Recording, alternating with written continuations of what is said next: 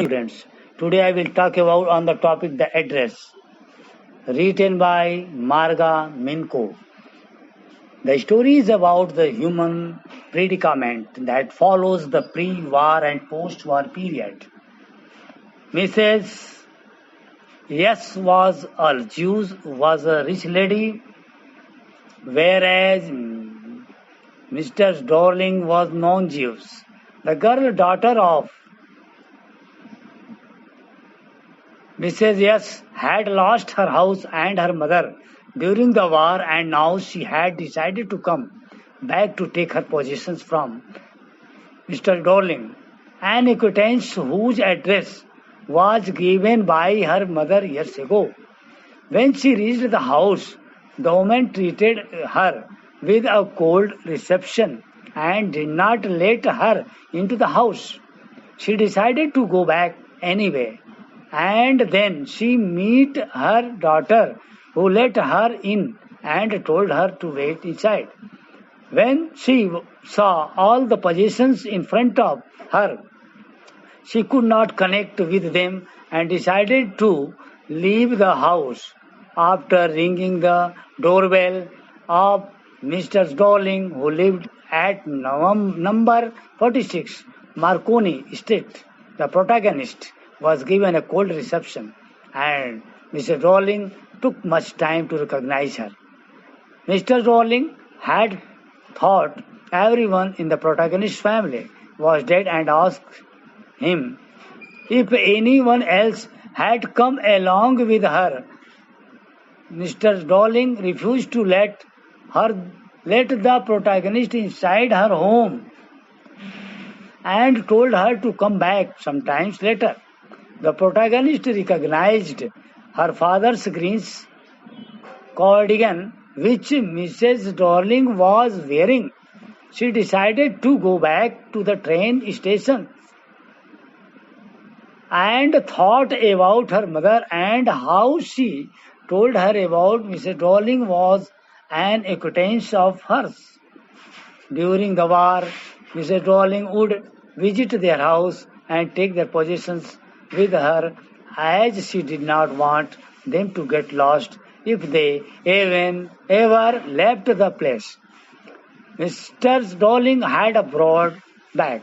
The protagonist decided to go to Mr. Darling's home to get back their belongings. When she rang the bell, Mr. Darling's daughters answered the door. She let her in and asked her to wait in the living room. When they were crossing the passage, the protagonist noticed that Hanukkah candle stand that they had never used because it had been unmanageable. When she reached the living room, she was horrified as she saw all her mother's things that were arranged in a tasteless manner. The furniture was ugly, and the room had a muggy smell, and it made her disinterested, and she wanted to leave the place.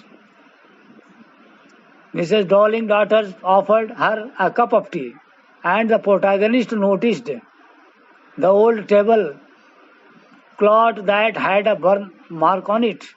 When the girl was showing her the silver fork and spoons that actually belonged to the protagonist, she jumped up memories of the past, and hence she decided to forget the address.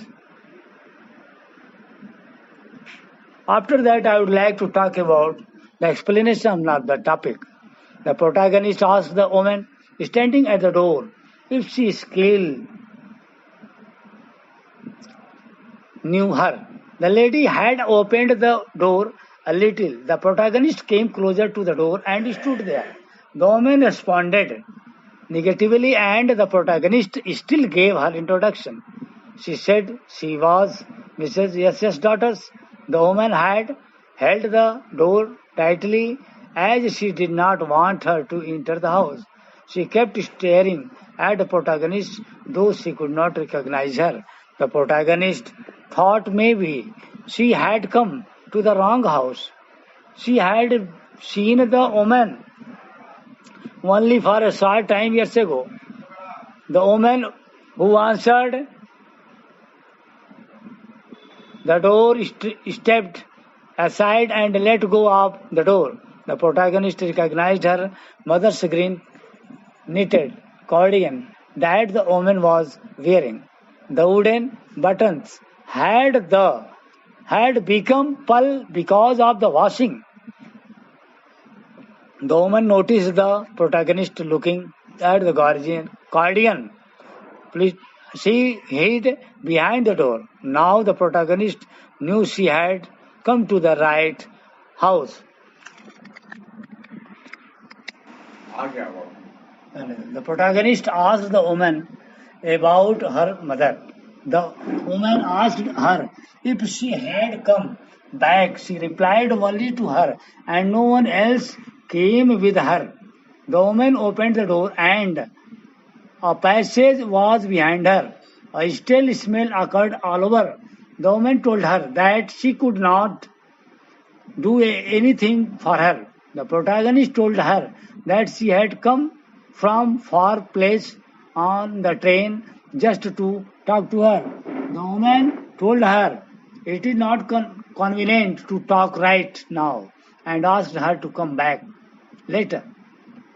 The woman closed the door as she didn't want anyone to get disturbed in the house. The protagonist was still standing on the step. She saw a curtain moving on the window bay. Someone was staring at her from inside the house. She thought it was nothing as the woman would have told her. The protagonist looked at the number plate again. It said number 46. Darling was written on the plate on white enamel. As she was going back to the station, she was thinking about her mother, who gave her the address. It was the first half of the war. She was home for a few days, and suddenly it struck her that the room was different now. Various things were missing. Her mother was surprised that she noticed the changes a little later. It was that time when she told her about this woman. Mrs. Rowling, she was an old contact of her whom she had not seen for years. Suddenly she came to visit her, and since then they had been in regular contact. Her mother told her that whenever that woman came to visit her, she took something from the house with her. Table silvers, antique plates, and she had trouble over carrying the large vase. She told her that the cramp in her back came from the crockery. Her mother shook her head in sorrow. The woman kept telling the protagonist's mother that she wanted to save her precious things. If they had to leave the place someday, they could lose everything. She asked her mother if she really wanted her to take all the things with her. Her mother replied that even if she didn't, it would be an insult to ask her not to.